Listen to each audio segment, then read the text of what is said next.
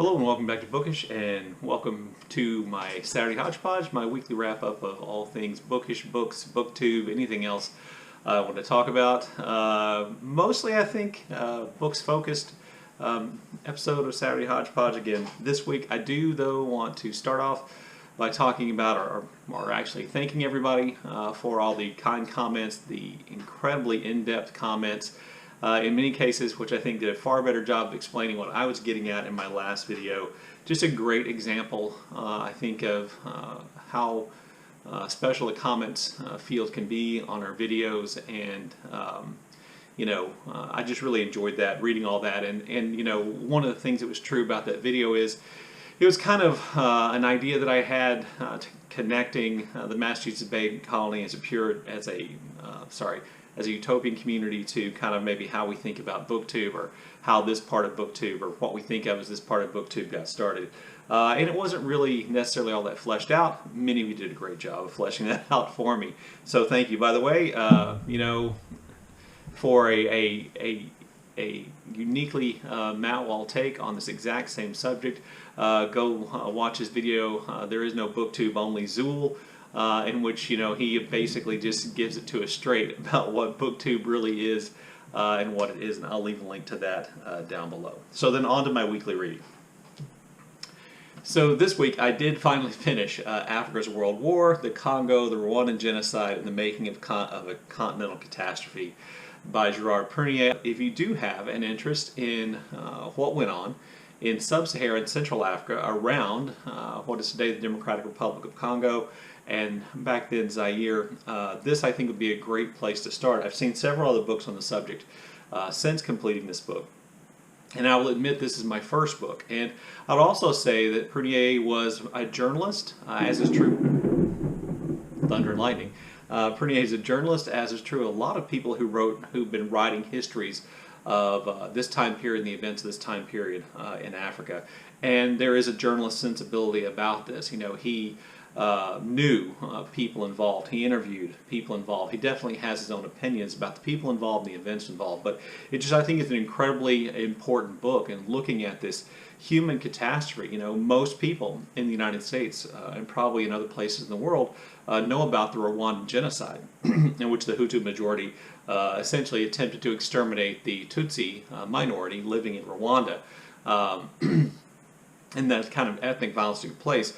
What fewer people know is that event then became kind of a springboard event, which led to the collapse of Zaire and the replacement of American-supported dictator Mobutu. It led to a war involving many countries across Africa, from as far away as Libya and Chad and Sudan to the Central African Republic, the Republic of the Congo, Angola, I believe Zimbabwe is involved, Uganda, Rwanda, Burundi. All these nations became involved in the fighting that was going on in the former Zaire, in large part, as Prunier shows, for their own kind of reasons, for reasons having to do with continuing or attempting to safeguard themselves, perhaps, for revenge for the genocide, for trying to position themselves, get a hold on the mineral resources of Zaire, to making sure that Zaire didn't become a haven for revolutionary groups, which the governments of those countries wanted to make sure they got rid of. It's an incredibly involved story, and I think Prunier does a great job of telling it. And also, while at the same time not losing sight of what really made this tragic. And what made this tragic was that more than 4 million people died in primarily what becomes the Democratic Republic of Congo, but not exclusively. And that's 4 million on top of the 600,000 plus who died in the Rwandan genocide. This is an area I think I've mentioned several times in which I have an interest, and so it was great to read this book, and I think this book was great.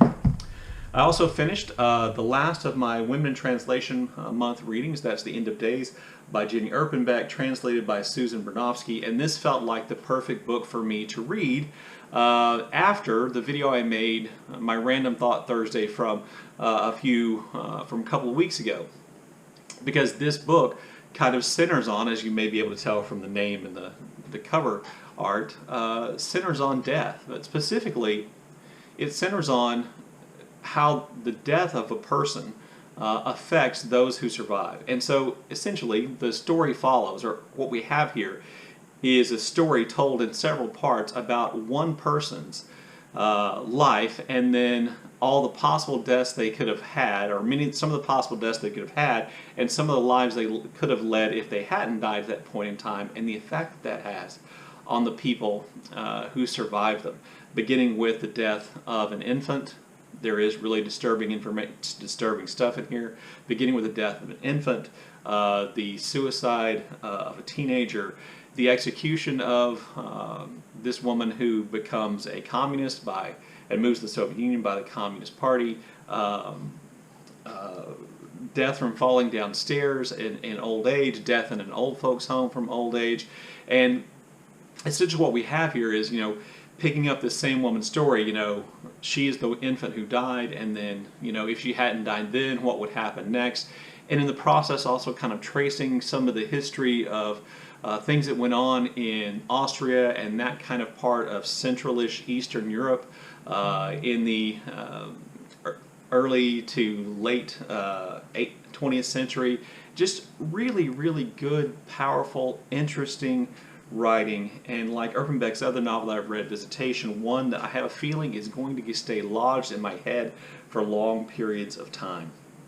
I really enjoyed it. I'm not sure this is a great book for everybody, but for me right now, it was a great book. I also finished a book I don't think I've mentioned really that I was reading, in part because I listened to it as an audiobook and listened to it while I'm out on my walks. That's what I like to do when I'm walking by myself, is listen to an audiobook. And I've been listening to The Scarlet Letter by Nathaniel Hawthorne. I did finally finish that up this week. And I know it's an American classic, and I know Hawthorne is considered to be a great writer, but I just didn't think it was that great. There is beauty and emotional power in the story, but I found the writing to be ponderous, maybe because listening to it as an audiobook, I noticed words that were repeated over and over again. Ignominy is a big word with Hawthorne. While I appreciated the story and the power of the story, I didn't think the book was that great. So there's an American classic where I really disagree, I think, with consensus about how great it is. So that's what I finished reading this week. This week I will continue reading. I did finally make a real start on William Faulkner's third Snopes trilogy novel, which is The Mansion. I'm about 150 pages in. I have a few more days to finish reading it, so that should definitely take place sometime soon.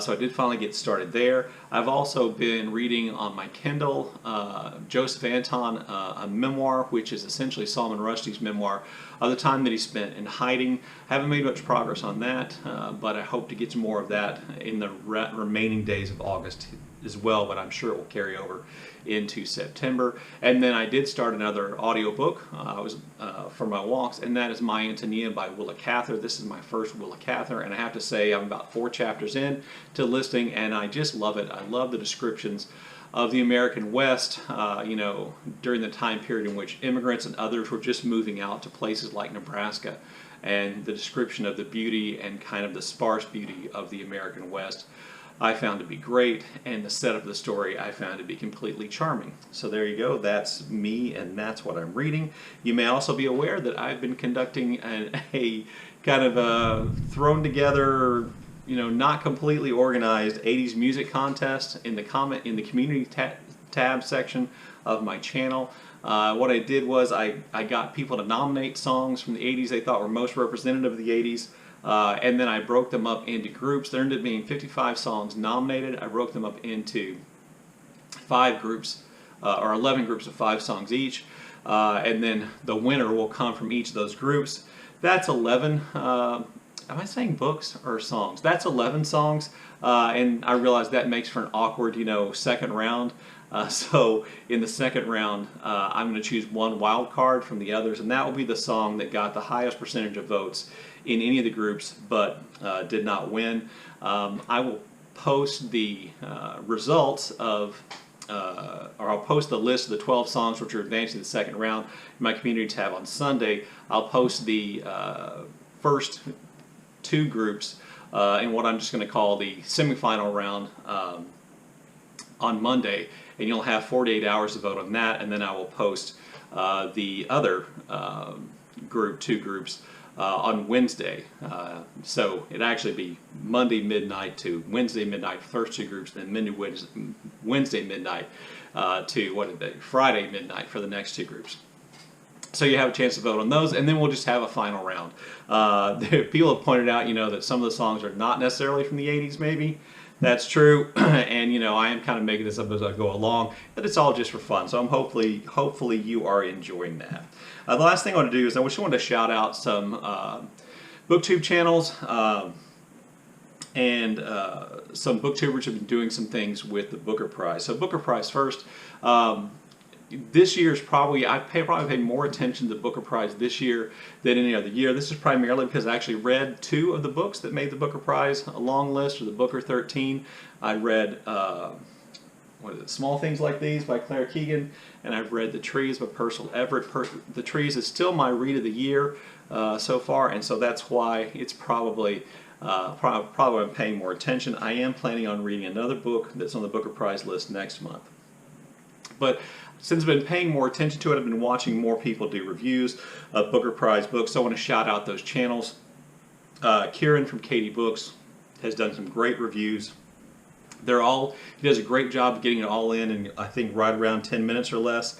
Please go check out his reviews if you're interested in the Booker Prize. Fraser Simons has also been doing these reviews on his channel, Fraser Simons Springboard Thoughts.